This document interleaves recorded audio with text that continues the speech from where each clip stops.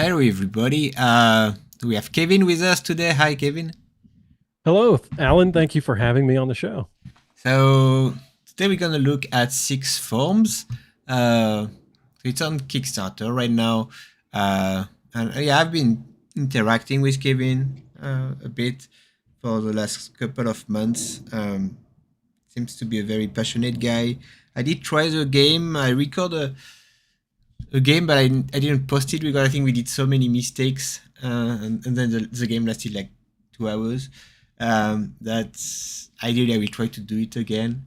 Um, but yeah, I mean, I think it's worth the time to look at it and to talk with Kevin because he seems very professional and the webpage is professional, the campaign is professional, and the product is kind of finished as far as I can see. I mean, like, it's not like this type of project where they start a Kickstarter and there is like 50 cards and you need 300 more cards to be done. And Right.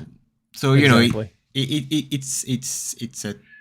it's tangible. It's not something I would worry about. And I mean, it's reflected in your goal here.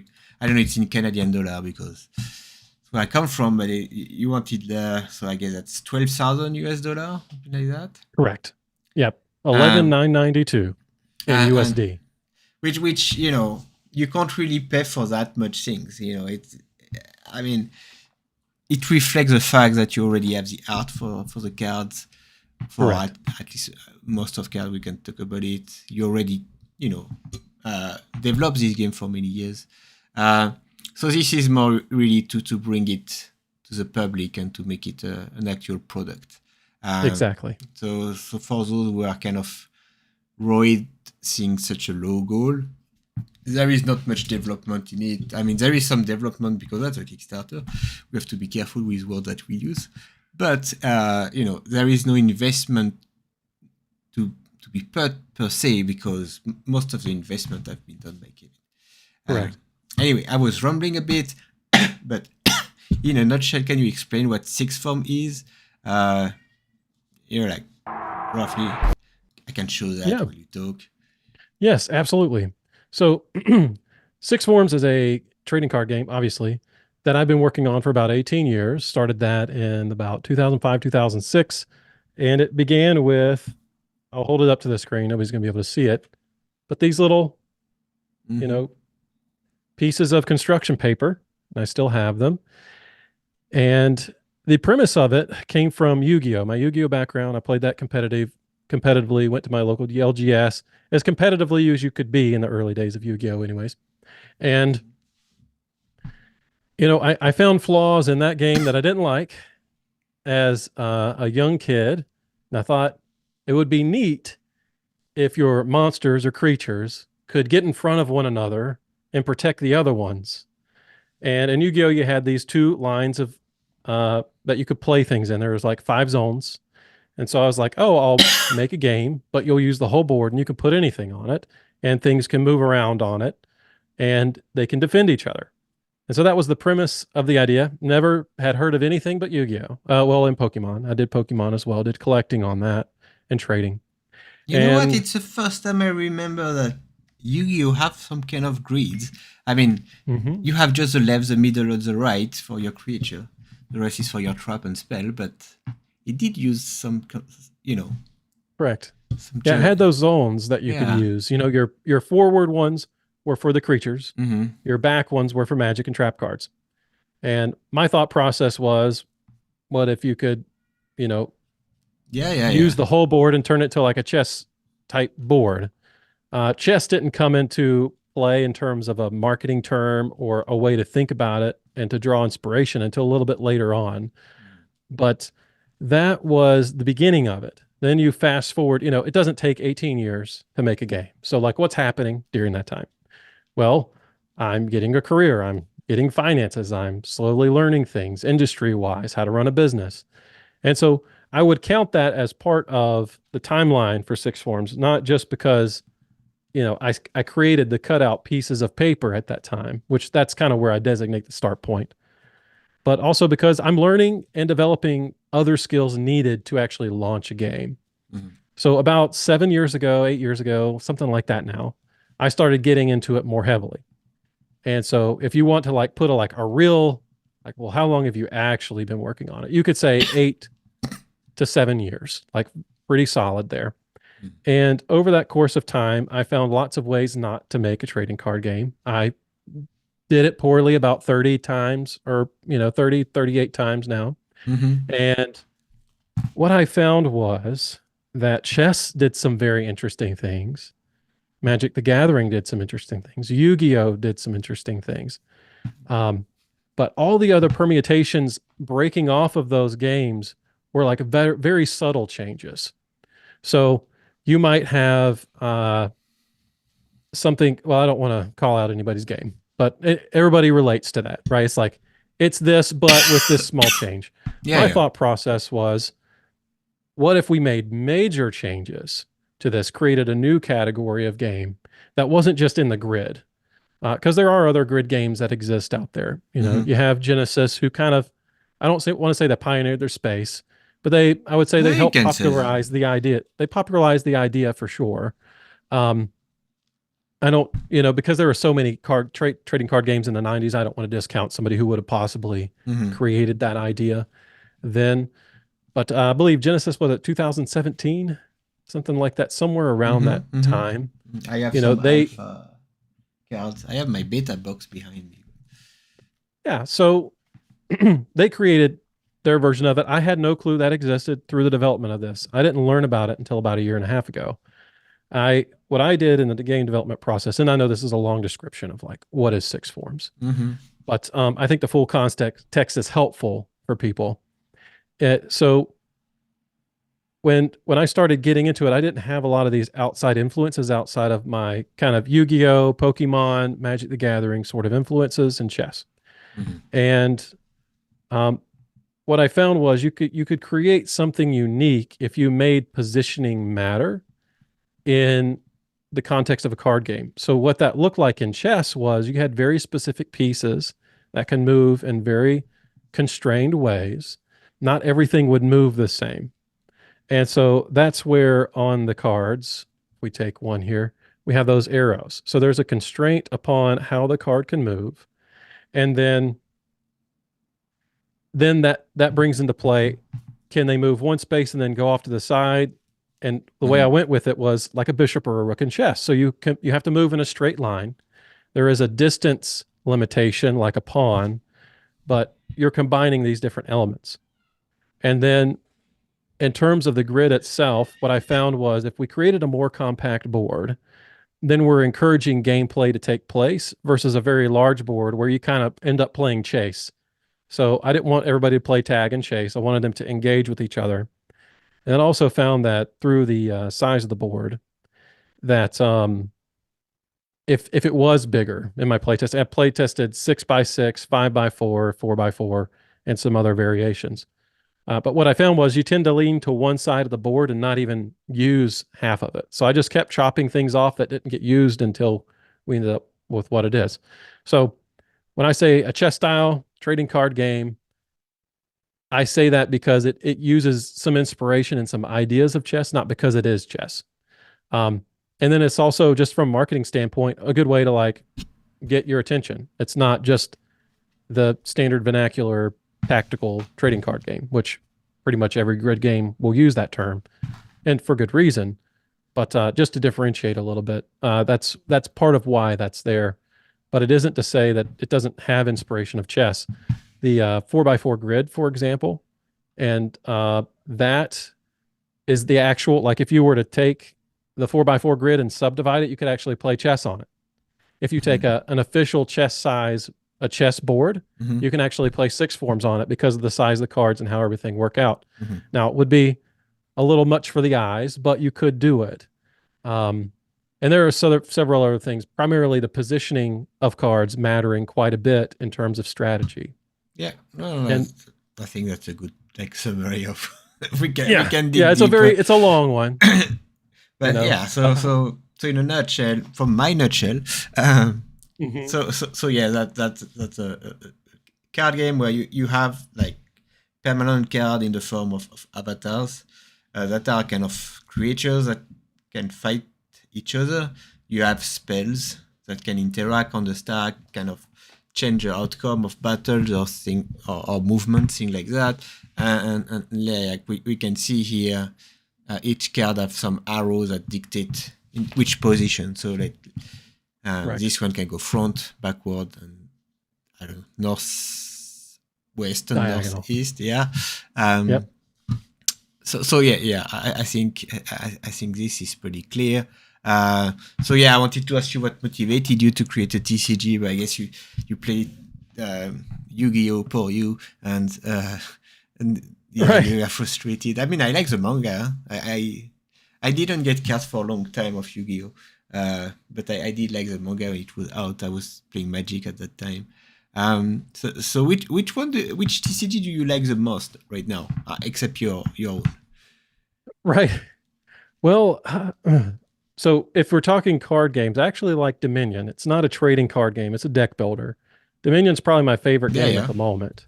In the TCG landscape, it's hard to say because each game has it's sort of like genres of music or genres of movies. It's like, what's your favorite movie? Well, what's the genre? Is it horror? Is it comedy? So I have a few. I have a few examples over here that I'll walk through. So this is an indie game Mm-hmm. that I backed on Kickstarter. I I know like well. this guy's story. I think he has one of the more inspirational. It's a guy who wanted to do art. Uh-huh. It's Monsters Glare. And I backed him on Kickstarter because he had a great story and he's an awesome indie guy. Mm. Then this I think people can relate to. This is Flesh and Blood, Mm-hmm. right? So I would categorize this as probably, again, I'm going to remove Six Forms from the equation, right? But my favorite competitive game because that's their focus. You know, that's what they put their heart and their soul and their passion into. And that's their focus. So I love that for that reason. And then, you know, I love this game for the card combos. I think Yu-Gi-Oh has probably the best card combos. The issue with the card combo concept in Yu-Gi-Oh is you could sit there for 15 minutes and wait for the turn to be over, then the game is over. And only the one person had the turn because it's just taking too long to do all the things, which I understand. A lot of people love that. But so combo oriented that way. I'm not going to put Magic the Gathering in my set of groups because it's just me. And I didn't grow up being a Magic person. I grew up with Yu-Gi-Oh! And Pokemon, and those were my things. So I would be dishonest to say, oh, Magic the Gathering, even if it is the most popular game out there. I see. No, I think Yu-Gi-Oh is excellent from a collectible point of view. But the gameplay, yeah, I never really liked it. But I used to play Flesh and Blood. I still want to play Flesh and Blood sometime. It's kind of convoluted though. But that's for another day. So yeah, we saw you have grids. I guess yeah, you decide to use grids early on, so that's not like you copy other people. It turned out there are a lot of grids game right now, Right. and actually it's kind of original if you don't have grids. It is kind of this. Yeah, so let's talk about like feasibility now. Like Mhm.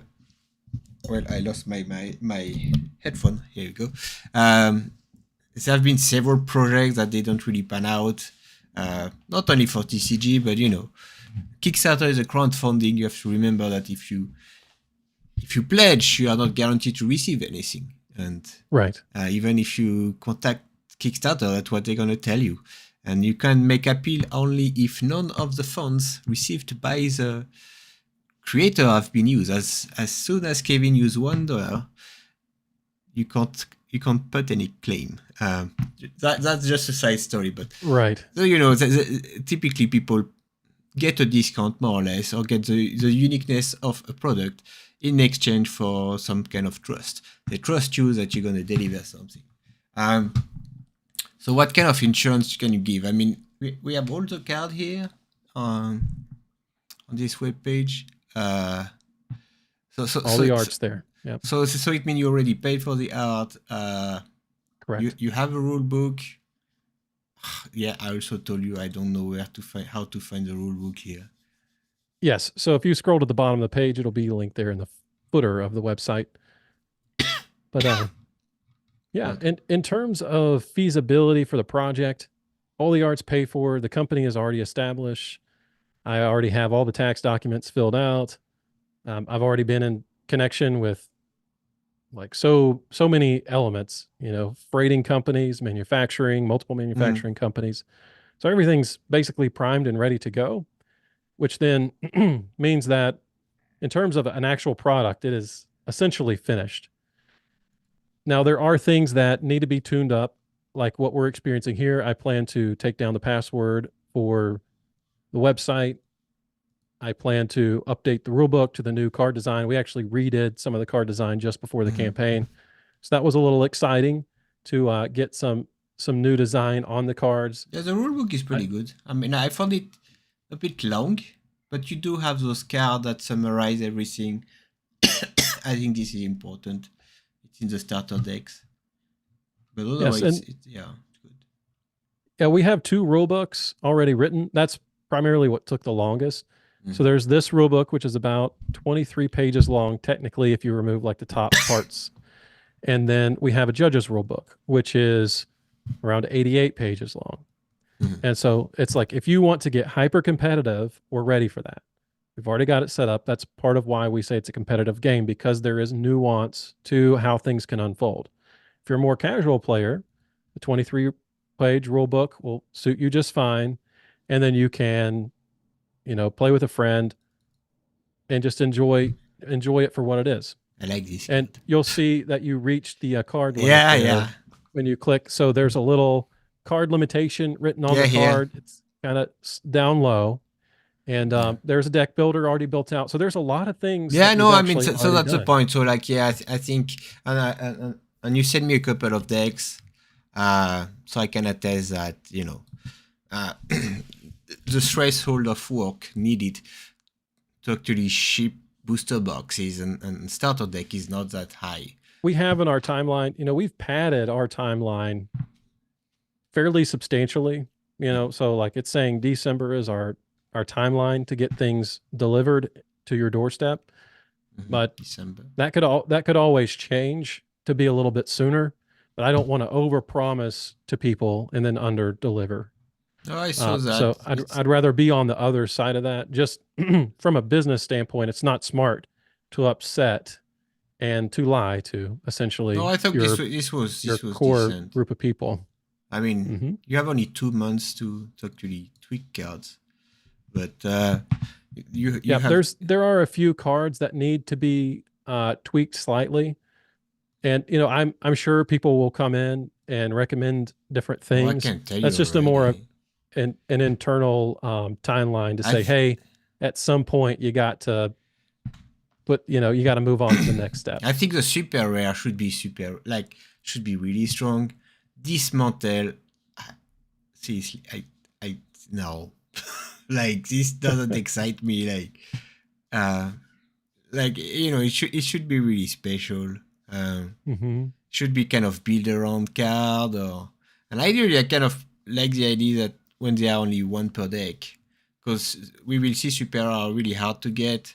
So like Hmm. I don't think corrupt arm is very good, but if you want to play two corrupt arm, it's gonna be corrupted arm. It's gonna be really hard. Um, but yeah, so yeah, moving on. I think not much risk. Uh, and how many people are working on this project?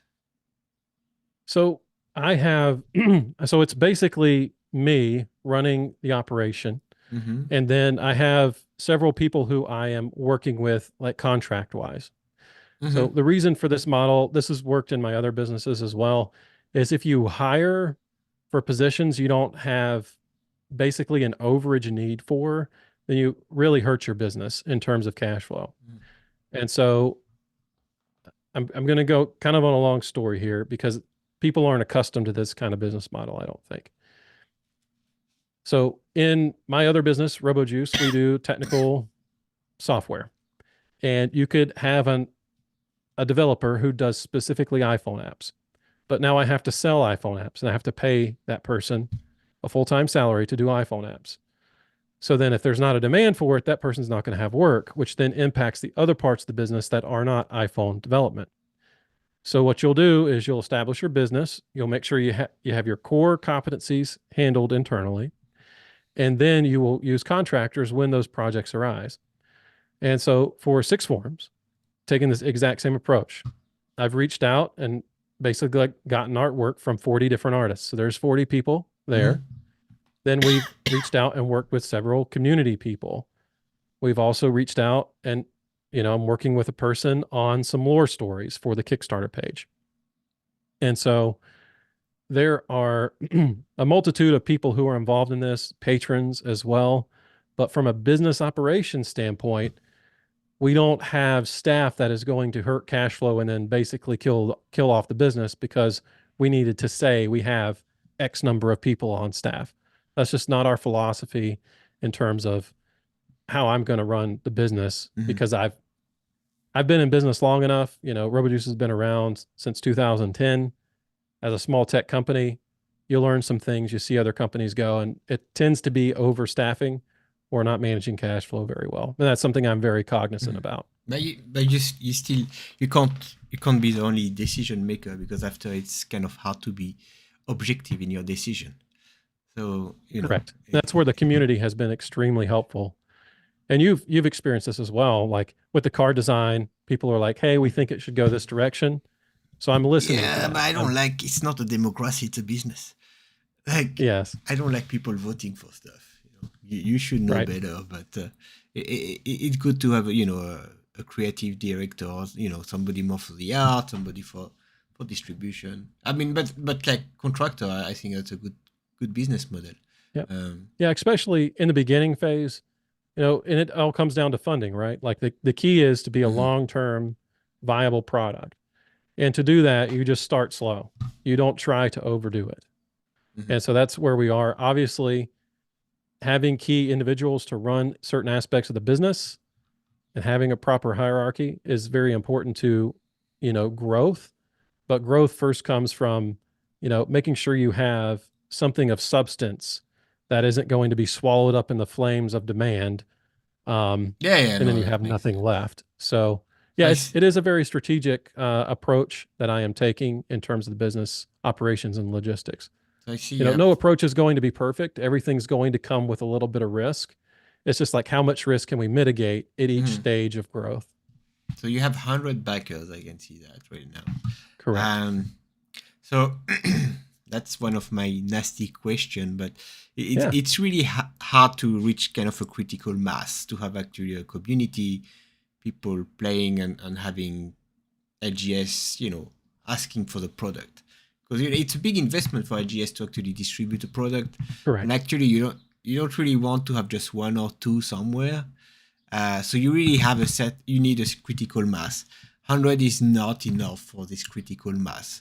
And I'm just, curious, or like, what's your plan? Because you don't especially need to grow, but you need to survive. You need to have some people playing with each other if you want to keep developing this project.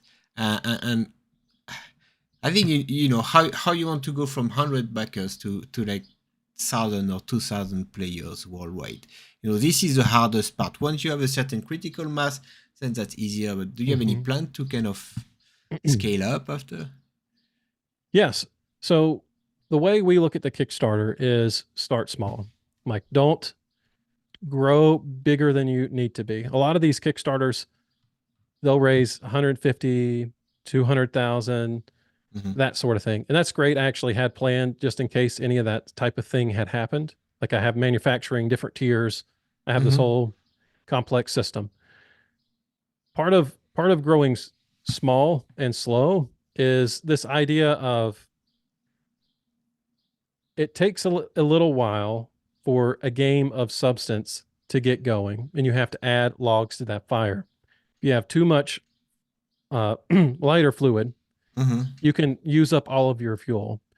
To your point, it's like, that's great. You can have a good ratio, but eventually you need to have more logs on there.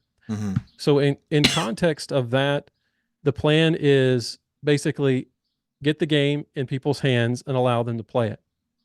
As people enjoy playing the game, they're going to ask their friends to play with them. Friends are going to Mm-hmm. want products. So it's a very organic approach. Mm-hmm. We are using certain marketing things like ads on Instagram, connections with people like you, YouTubers that we're continuing to reach out to create some energy behind the game. Because at the end of the day, if somebody doesn't want to play your game, it doesn't matter how many backers you have, that number is going to go away, period. Like once the word gets out, it's not a good game to play.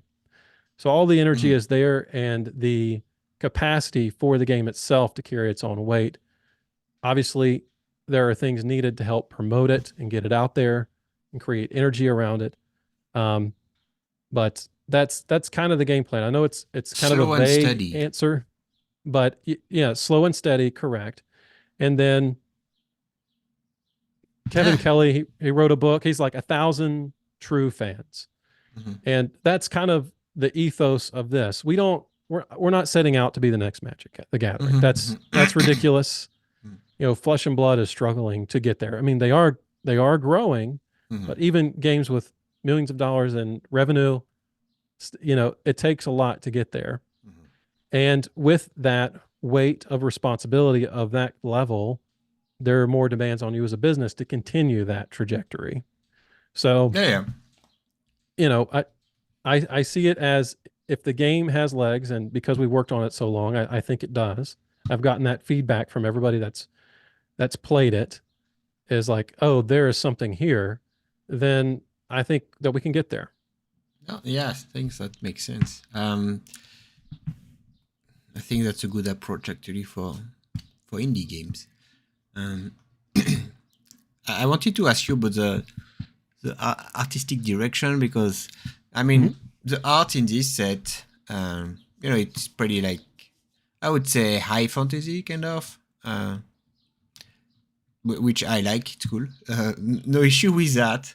But I think you mentioned somewhere in the web page Yes, or what that you want to open to several style, and yeah, you have them in like right those there. Yep. special rare cards. Like this is cool Rubber too. hose. My concern here is that why this is cool.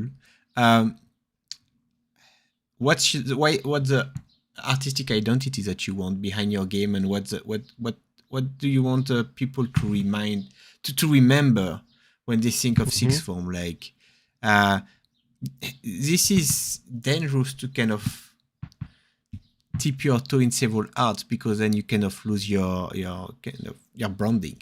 Um, Right. so why do you want to do that?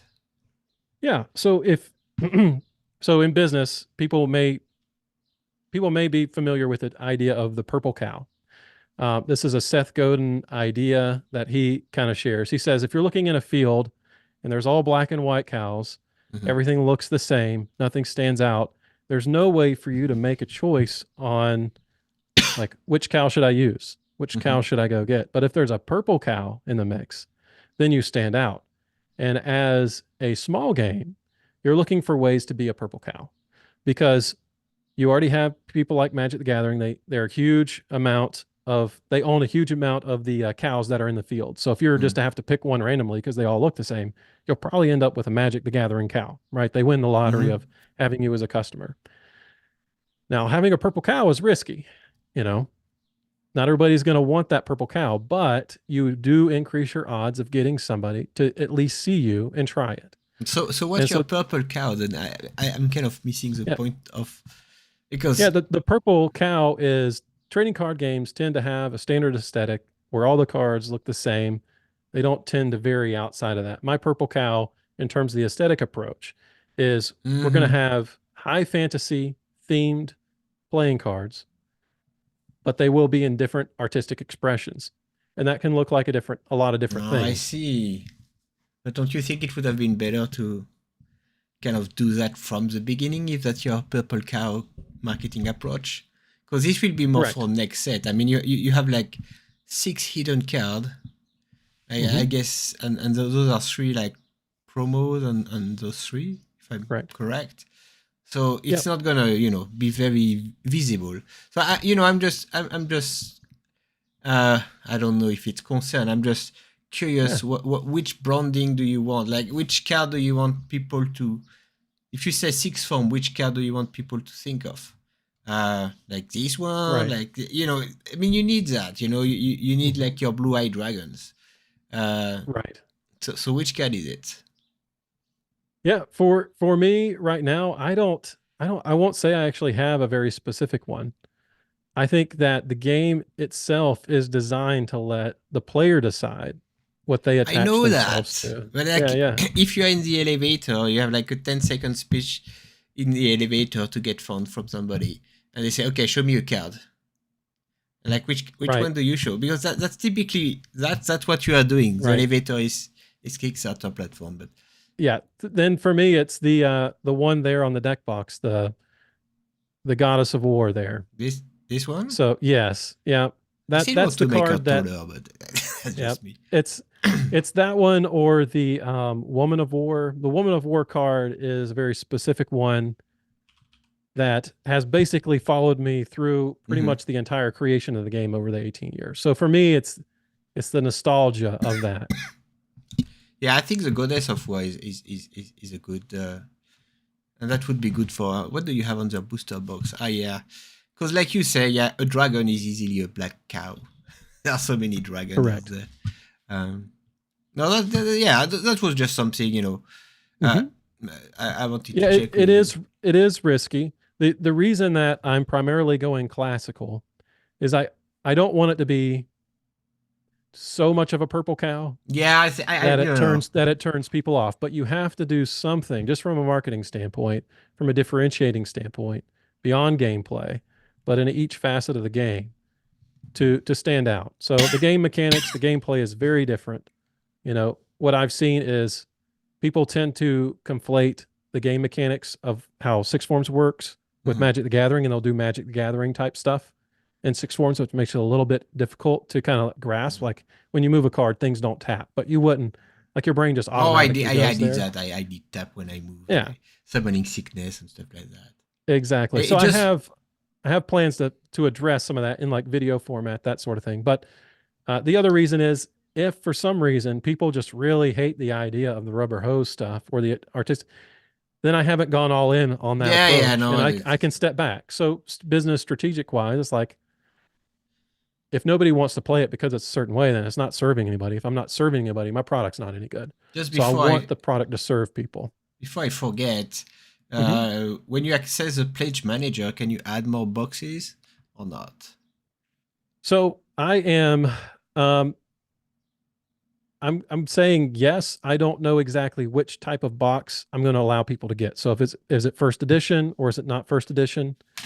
That I'm not going to say on the show. Okay. What I don't want to do is basically move all the risk to post Kickstarter for Mm-hmm. backers, right? So like I want the Kickstarter people who are taking the highest level of risk to get the greatest benefit. And I don't want somebody to be able to sneak in at $27 and then later be able to get all the things that the other people I who are mean, taking higher level risk at Kickstarter have I access have to. nothing So against any yeah, of both are okay solution. Um, yeah. Yeah, it just you have to be careful with that just business operations wise, like in yeah, yeah. sales. Like you need to meet a sales quota that's guaranteed before you move to a pledge manager that's It not just is good to necessarily know guaranteed either. beforehand, because a Hmm. lot of people just plug like the minimum, and Right. just assess. Yeah, so we talk a bit about the rules and stuff, but we what would be the best to show quickly? We have a video, yeah, but those I don't like. I I mean, have it's not like I like don't like four the. steps there. I just added this to the Yeah, page but this based this on some one looks feedback. good too. I mean, I think you guys understood. Like you have 4 by 4. You play creature. You can play them on the two first row, Two right? first rows, you're half. And Yep. same, and then each turn, and you can play only one per turn, right? So you can put so this is where the interesting pieces of six forms come into play. So you can play as many cards as you want per turn that are Uh-huh. battlefield cards. You can move as many per turn as you want, but to play them, you have to be able to pay for them. Oh, The so you can play limitation more is than one. Oh. you can put cards face down on the Ah. field, but you can only do that once per turn. Yeah, because otherwise you just put your hand like. I mean, but Right. yeah, so that's one thing you like for resources you use it. It's kind of like I don't know. It seems people have been traumatized by being mana screwed in Magic and Right. don't want to have. Is that not the truth? But I don't mind being Yeah. mana screwed. I mean, for me it's okay. Right. But anybody can have their design vision on games. But you use cubes. I mean, they are cards now, but they are cards Correct. that are there. So I think it's 16 each, something like that. Correct. And you put them on the side, and then you get one each turn. There are some cards that allow you to get some more. However, I was just curious. Like, I found it a bit annoying to kind of share. Like, if I bring my deck, I need to bring 16 of those. The opponent need to bring 16. We have different sleeves, and we put them together. I found it quite annoying.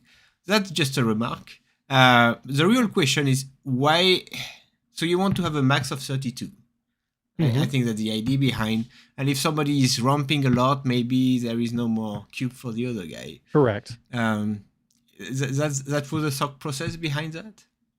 Yes. So the thought process is create scarcity to create an interesting game dynamic around the resource system.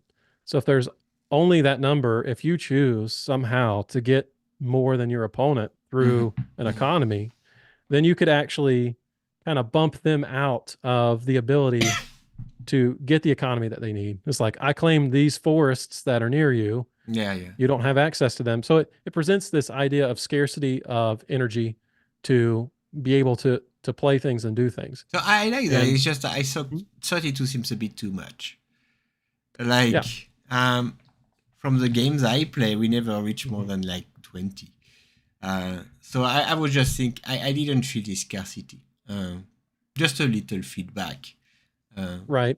Yeah. In the so when Yu-Gi-Oh, just to kind of step back here a little bit, when Yu-Gi-Oh came out, they basically only had normal monsters. They didn't have creatures with effects on them. So they started slow, tested the core principle, and then began building up from there. I believe Flesh and Blood did the same thing. They didn't want to do multi-classes and that sort of thing. They're introducing some of that now. So the same kind of approach here with Six Forms, creating space to grow into. So then power creep in the game, which you don't necessarily need power creep, but it does happen because you need things to overcome other cards, and it becomes about combinations. But power level does creep up. When the power level creeps up, you're going to need more resources. So 5 years from now, the overwhelming amount of cards may feel very small later on. I'm not saying we'll get there. Yeah, no, I get it. The other side of it too is I have plans for different formats. I want to keep it to one format for gameplay at first, but yeah, no, there could be fast formats where it's like 12 resource cards, lower life total, different game mechanics on movement. But anyways. And so you are saying you can play one card per turn face down like a morph, and then you have this weighting mechanism where each turn you can tick up a dice, and then that's reduce the cost of the card. Correct. So why? What was the thought process behind that? Right. So that was all about tempo of the game. In a grid-based game, your tempo tends to be a little bit slower than in a traditional game because the grid itself is not getting in the way, but it's just creating more thought process and cognitive fatigue in terms of moving things around. So to increase that tempo, I wanted to introduce a way to get things on the board sooner, but not be overpowered. So this await system was a part of that, where it's like, I can get more cards out. I'm taking a risk. The game mechanics of face down cards is you cannot play them the turn that you put them face down. And if you put an await counter on it, which would reduce its cost by that amount, then you can't play it that turn either. So you're waiting to play it. However, if somebody comes in and attacks that face down card, you could get basically screwed out of that card if it gets flipped over and you can't pay for it. That's so kind of like, that like I do like, I think that's a good idea that make it like the beginning of the game become more dynamic.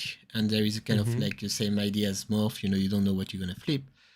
The issue is that when you play them at the beginning, you for sure not going to be able to pay for them if your opponent attacks them and you have to flip them. And so I found them a bit of a reliability, you know, because it's pretty Right. easy like to attack them if the opponent have like a card that costs 2 or 3, and you put something that costs 6. Uh, well, yeah, if they attack, you can't pay for it, and then it's dead. So, Right. it's That's part of the point of them being face down is there are cards in the set that would allow you to bluff and that would not go so well for the person attacking the face down card.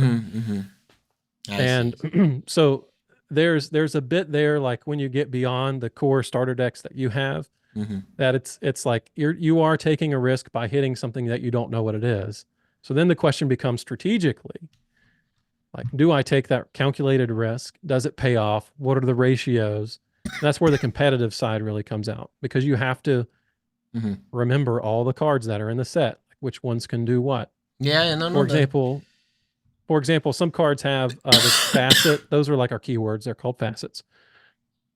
There's a facet called fierce. Mm-hmm. And typically, when a card is horizontal, it cannot attack or damage the card coming at it. But a fierce card can. So if you have a face down card that's a smaller cost in that horizontal position, they don't think they're going to get hit by any damage. That card gets flipped over. All of a sudden, now their card is gone. So there are things like that Mm-hmm. mechanically about the game. And then some control aspects, like if the card's face down and it gets flipped over, when you attack it, you have to return that card to the owner's hand. That's a type of Mm-hmm. card Oh, I see, I that see. Okay, yeah. it plays into that game mechanic. So then the person going for it's like they could be getting a big card out soon, Mm. but do I want to risk it because I could end up getting my card removed from the game if I call their bluff. Another point I wanted to talk about with you is Mhm. the weak point, weak spot, Yes. weakness. Whatever. Mhm. So here it's 4, 2, 0, 2, and it's not that I don't like it. I like the idea. It's when you attack from behind, if I understood Correct. correctly. Correct. It's just it add one more layer of complexity that I don't know if it was needed. Uh, because the game is kind of complex enough. What's your take on that? Like, couldn't you have wait a Right. bit and put 0 everywhere, or like just a couple of cards? Almost every card have a weakness. Yes. So the weakness number on the card is a consequence for not positioning well. I wanted positioning in the game to be meaningful. Mm-hmm. And on a smaller grid size board, positioning can at times not feel as meaningful. But the Mm-hmm. weakness number will help exaggerate the point of positioning. So, for example, if we're playing on the 4x4 grid, you Mm-hmm. put a card that's fairly weak, very close to you physically, and you bait me with a larger card to attack it. I attack it, you lose some life. But now my card can be attacked from behind because you can play into that second row past Mm-hmm. you. You can play there and then attack that card from behind. And now my card's going to be toast because it's being hurt more because of its weakness. Mm-hmm. So a smaller card could take out a bigger card because you baited it too close. Mm-hmm. Mm-hmm. So it Oh, I see. creates Yeah. this interesting dynamic. Now, when you were playing with summoning sickness, that would probably almost never happen. Like you'd never Yes. get the opportunity to leverage weakness. Uh-huh. But I if you're understand. not playing with summoning sickness, then you will feel that number come into play. I see. I That see. number can be used for other things. And then the other reason for it, just business wise, is I don't want to have 2 digits Mm-hmm. that's basically a reflection of Magic the Gathering and then become a target for a lawsuit on like, hey, you're copying us because Magic is notorious for doing that kind of thing. Mm-hmm. Um, so I'm trying to find ways to Mm-hmm. differentiate uh, No, that's fine. within the legal system as well. So there's a lot of it's not just gameplay; it's also business logistics and like legal issues that you could run into And as like well. there was something that was kind of bothering me, or not bothering me. It's just I don't know if I understood Hmm. correctly. Is that you can put any card you want in your deck? Like there is no color of mana. There is no like class or Correct. restriction. So did Yeah. I understand this correctly? Right? Yes. And So it again, formats will make more sense of this, but I don't want to introduce too many formats into because of the, like you said, 100 backers. You're going to have, Yeah, yeah. probably 50% of those people actually wanting to play the game. They're going to invite their friends. So let's say 100 people, 50 people playing with friends. Uh-huh. I don't want to put too many formats out there Oh yeah, to no, where no, it's I like, well, understand. what are we going to play? No, I also I yeah. also wanted to because something like Magic the Gathering has tens of thousands of cards, like it's a little bit easier for them to have constraints. With a card pool of only 250 plus cards, like Yes. telling So you can only use half of what you have becomes very discouraging when there's one thing that you want to use. So this is my initial let you enjoy all the cards format. I There are understand, formats yeah. planned that definitely restrict that. But like, did you try But to make every card kind of playable? Because if you can play every card, I mean, if some cards are better than others, like, I mean, you still need to find a way to make at least 100 cards relevant. Otherwise, everybody will just play the same, like, I forgot how many right, cards you played your deck. For 50 or 40? right. So it's 40 to 80 in the rule book. Yeah, yeah. Like for the competitive thing, obviously you can do whatever you want. It's like I'm not going to be standing there over anybody's shoulder Yeah, yeah, no, shoulder but telling like, them how to how play can the game. you But did you try to make every card kind of useful in one way or another? I would say that certain combinations of cards can be Mm-hmm. more powerful than any individual card. And there's with 250 cards, there's a lot of those types of combinations. Mm-hmm. So like in Yu-Gi-Oh, what we had was you can play any card in Yu-Gi-Oh. There's no limitation on it. How you combine them That's true. is what was meaningful. And that's a very popular game. That type of format works. What you ended up Yeah, with yeah. in Yu-Gi-Oh was a lot of people would find the very best deck that nobody could beat, and then that's the only deck that got played in tournaments. Maybe there's like 3 or 4 cards that were different. But it's all about Uh, synergy after. I mean, it's like card games that are built around synergy. Um, and I just, yeah, I didn't know if you had that. But synergy become kind of the color of the deck, more or less. Um, right. Yeah, that's so the synergy of cards is like how they interact together on the board. And I mhm. wanted the board to be the main thing that gets highlighted in the game. For I example, see. some cards have like that replicating worm, and it has taunt. Now, you could use that card in a deck where you wanted to play back, play low for a little while, Mm-hmm. and then come out later in the game with big hits. That could work. What taunt does is it forces anything that has a line of attack on that card, they have to attack that first before they Mm-hmm. can do anything else. Mm-hmm. And so the board is introducing control mechanisms and ways to make the board more meaningful. You have dodging in the game, you have Yeah, blocking yeah. where you can jump and get in front of Dodge is an only attack. one time per turn, right? Correct. You So when can't you just dodge, jump that everywhere. Yeah, yeah, when you dodge, it does tap the card, and when you tap the card, that's what it I can thought. no No, I mean, longer. because like we had some fight on Yeah. that. All right, moving on. Like, what do you think is the target? Like, is it more like Flesh and Blood people, Yu-Gi-Oh people, or like Yeah. younger So I people, think older people? yeah, I think there is a specific group of people who want something that steps very far outside the Magic the Gathering Mm-hmm. standard combo oriented gameplay, game mechanics. Flesh and Blood kind of falls into that category, but their focus is so much on the competitive side Mm-hmm. that they've captured a competitive market. Not to say that they are their game isn't different from Magic. Obviously, it is, but in terms of just card combinations, it is very similar in that way. So my target market here for Six Forms is people who want to experience very unique gameplay that they're not going to get in any other game, not Flesh and Blood, not even something like Sorcery. Sorcery plays it very differently Yeah, yeah, yeah, from the yeah, way right. this game plays. So it's not even really the grid, though the grid is one of the highlights of it, Right. Magic the Gathering. So very unique game experience. Somebody who's looking for something to break up Mm-hmm. this, I have my Magic the Gathering decks behind me. I have 2 of them. I play those decks every time. I'm not the guy who has a bunch of decks. If I'm getting tired of playing that deck 30, 40 times, this would be a great game to pick up. I see. And why did you make a trading card game and not a board game? Like you could have make Yeah. a board So game with all those cards. yeah, yeah. This could definitely be a board game. In fact, it probably fits like somewhere in between because that's part of the chess style element. It does Mm-hmm. fit kind of this board game slash card game space.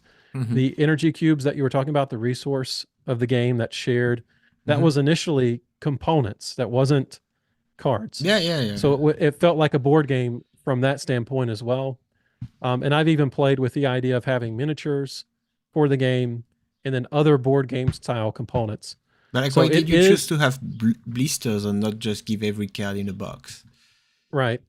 So that again is my passion for just the trading card game space in general. I always enjoyed opening up a pack, Mm-hmm. not knowing what's there. That was just pleasurable for me. It wasn't about finance. It was just Mm-hmm. fun to have that experience. Like when I open up a pack of cards, like I'm the weird guy. I love that smell of the cardboard. Mm-hmm. And Mm-hmm. so like just that energy Yeah, yeah, hitting yeah. you in the face is just so pleasurable to me. I always enjoy that. So that Yeah. is partly why trading card game is just because I love this category of Okay. product. It's just fun to me. All right, let's move on to the Kickstarter itself. Mhm. So how many cards? So you have 250 cards planned, and they are all kind of designed already, might be tweaked. Correct. And the different rarity are commons, uncommons, rare, super rare, and hidden. If I understand, hidden are like those cards. Correct. Are those like playable cards? Yes. So the hidden rare, you could play with them if you wanted to. There are 6 of them. I've only revealed 3 of them. I want the other 3 to be somewhat of a surprise. It's Mm-hmm. not impossible for leaks to happen, if manufacturing or something, like all of this is always possible, even with a small game. Mm-hmm. But, it would be fun to have something a surprise when somebody gets it to make them smile. I don't want to take away the Yeah, smile yeah, from yeah. somebody when they get something unexpected. So I'm trying not to give everything away. This is also why I put that password behind the card list, Uh-huh. just to make it a little bit tougher to get to. Just so I don't want to spoil that fun for anybody in a way that's not thought through. So I'm trying to be smart about that, but I do plan to get that I'm out there. just I'm just trying to be curious smart about if it. those Yeah. hidden cards are Mhm. playable and are good. I mean, it's super hard to pull them out. So Right. I'm trying. The game plan for those cards is not for them to be highly desirable from a competitive I see. standpoint. Yeah, yeah. They're desirable because they're unique and different and they stand out from the rest of all the other cards, which would be the difference in the art. Mm-hmm. So Yeah, you I think could play that's a with good. them. Yeah. They could be useful, but I don't want to create a game. This is what I experienced as a competitive player. Mm-hmm. I didn't have the money to buy those really expensive cards for the tournaments. So I could never win at the highest level. Mm-hmm. And that was very frustrating to me. And I don't want to create that in this game where it's like, I want to play, I want to have the best time possible, but I can't access that product because it's way too expensive. So obviously there's a balance there because you have to drive sales in a business. Mm-hmm. But I'm trying to be cognizant of the person of me on the other side of it, which is like, I want to play a fun game. You can buy a game of Catan. I got lots of board games Mm-hmm. over here. You can buy that game for $50 and you can play it a lot and they make tons of those. You don't have to fun gameplay can be the primary driver of revenue for a business. It doesn't have to be gimmicks and tricks. So that's how Yeah, I'm yeah. focusing the game design. But you still have like 50 rares and 26 Mhm. super rare, and so you have 24 booster per box. I think I couldn't find a table, but I did a table Mhm. to count, and I think if you want to kind of get like one of each rare, you should get around 4 boxes to have a good Correct. shot. But those super rare are kind of super hard to get. You get like 4 per box, so I mean, you would need a lot of boxes too. I mean, we are talking like, I don't know, probably like 30 boxes to have a good chance of having one of each. Um, Right. and, Yeah. and If you wanted to go just the box route, like if you were yeah, collecting singles from some of the retailers that I'm talking to, then you have that option as well. yeah, So you but don't have to necessarily they go need to all open in. box. I mean, you need to have people Right. who open the box to get the single out. So it's just like, don't you think it's a bit too rare? I mean, that's fine. It's just like I mean, I think I like when it's like once per deck, like those cards are limited Mhm. to one per deck. But like, if you need for at least two, you can play 2 copies of a card, right? Correct. Yep. So like if you want, That's a homage to chess because you can have two bishops, two rooks, ah, two knights. yeah, but you have only one queen and one king. So I mean, like Right. it's Yeah, just we step outside, but the default is kind of with those the it, main pieces that you play the game with like if there. you want two of a super rare, I don't know which one it's gonna be. So I just is it something you took Right. into account? Like I don't know which card is good, but Yeah, I based my ratios off of other trading card games. I looked at the statistics of how they kind of broke things out mm-hmm. to make sure that I'm kind of following standard best practice. Because some of the percentage based numbers that I have are, grounded in what people have already tried and Yeah, done, no, tried and well, true. You know, it, so I think that also, for a lot of indie TCGs, they release with only like around 100 cards typically for their first set. I'm doing no, it's 150% more I than that. think maybe So there's a reason for that inflation of number it there. shows off a bit more because your boxes are 24 booster instead of 36, which Correct. because like four boxes, I think that's something totally reasonable to invest in. But Hmm. I mean, more than four boxes for a game that you don't know, it looks a bit too much. Right. I mean, it's pushing it a bit, and then yeah, if those super rare are so important for your deck, I mean, I don't know, like the Abyss Leash is, if I remember, it's kind of a build around card. Well, if you don't have it, you don't have it. That's just Right. something to keep in mind. Right. I find it There are a looks. few starter so in the starter decks there are a few super rares, so just kind of keep that in Yeah, mind I as know. well. Yeah, I'm not cutting people out at booster box level to have fun. the That does starter deck exist though. I forgot, but it's like maybe each have like two super rare or something like that. So it's I can't recall off the top of my me head neither, because but I do remember they seeing do several change. of them, and I think that's so the starter deck are really good for that. What I wanted to check with you, yeah, the foiling. So I was not really clear on that. Like, Hmm. so you can get foil of only the rare and the super rare, and maybe the hidden So card. I don't know. yeah, so the foiling is very specific in how I want to do things. And Mm-hmm. part of this is I have multiple tiers of manufacturing lined up based on demand. Yeah, makes sense. So, that's part of the reason we can go to production at a lower cost, right? Mm-hmm. It's like I can say, I want to get this game in the hands of people. I have manufacturing that we can do that at $10,000. Mm-hmm. I have manufacturing that if we hit $50,000, there's an upgrade to manufacturing. That doesn't just go in my pocket. I'm going to go this next tier. There's tiers beyond that where we can do things like cold foiling. So Mm-hmm. like all of Mm-hmm. these different things come into how much a box costs to produce and then deliver. Mm-hmm. And then being a viable business, you have to have profitability in that so that you can drive sales for the next set. So that the specifics on the card foiling have a lot to do with business logistics and not biting off more than you can chew. Um, it also has to do with I, I I know you can create proxies, that sort of thing. I personally I like to have a deck of all playing cards.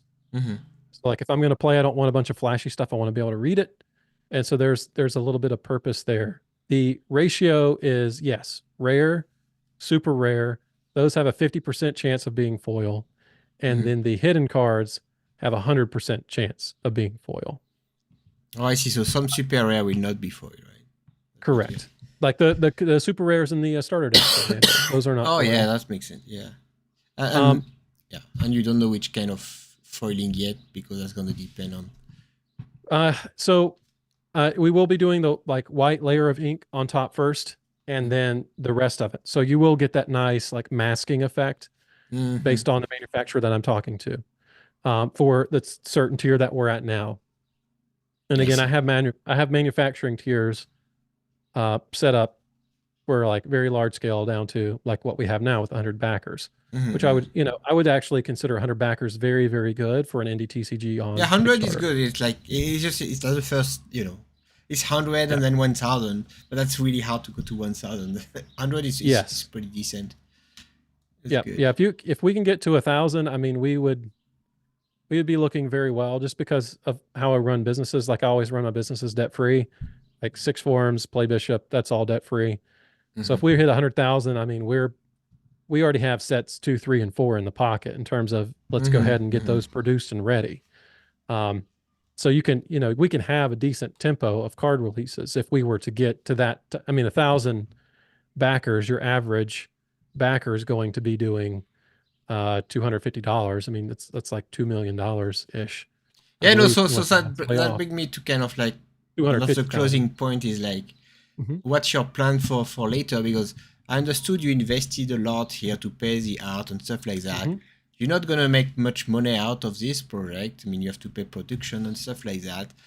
So how do you plan Mm-hmm. on how do you plan on doing another set after? Like, where does the money will come from? That's Right. you can do it one Yeah. time, the investment stuff, but you don't have, it's a Yep. business. Yeah, absolutely. So we have different kind of structure than you would. I'm gonna phrase this right. We're not trying to be Magic the Gathering, so we're not planning to release a box every 3, 4 months Mm-hmm. of 200 and 300 cards.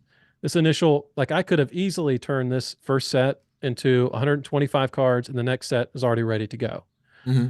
Uh, so, like, what does that look like for the future? It means that we're going to produce to the demand of the customer. So, if the demand's a certain way, you could have a set with like 50 cards in it. You could have a set if it's another way. You'd have a set with 250 cards in it. We also have other elements of the game that I haven't introduced yet to again continue to have different types of releases. I plan to have a tile system Mm-hmm. where instead of the 4x4 grid, you could construct again different formats, but you Mm-hmm. could construct your own like play area, Mm-hmm. and each of those tiles will have different effects on them.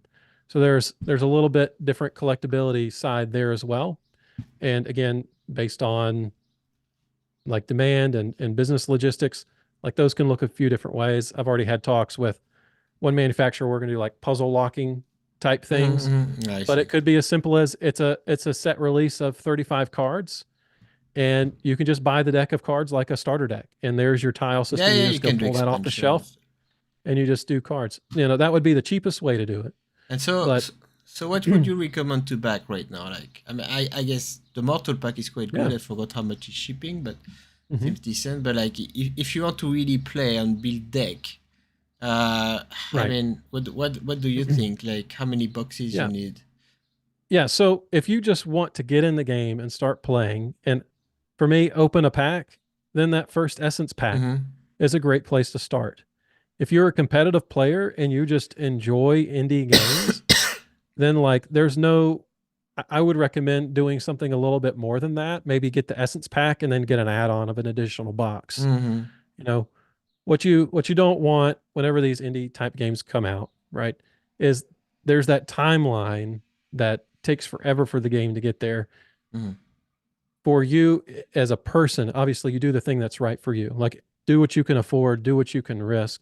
I wouldn't say there's any risk in like you're going to get product, like you're going to get this thing. I've already got all my spreadsheets lined up, right? Yeah, Uh, I'm more concerned but but like to yeah, if play like how many, yeah, to make an interesting deck with synergy and stuff like that. yeah, I would definitely reach for at least one booster box, if not two. Mm-hmm. If you want to have a really good time, you buy a case because then you're basically guaranteed a hidden card amongst them. I see. Not many people, 22 people. Not that bad, but. It's about 50. Well, it's about 50%. So it's a pretty good spread. Mm-hmm. Yeah. Okay, And that then sounds good. other people, what you don't get to see in those backer lists is people that are adding additional boxes, and there's Yeah, yeah, several no, of those. obviously, yeah, I don't see that, but no, that makes sense. And like, I think that's kind of wrap up. We're gonna do a giveaway. I should have Mhm. said at the beginning, but that's kind of Yes. force you to watch it.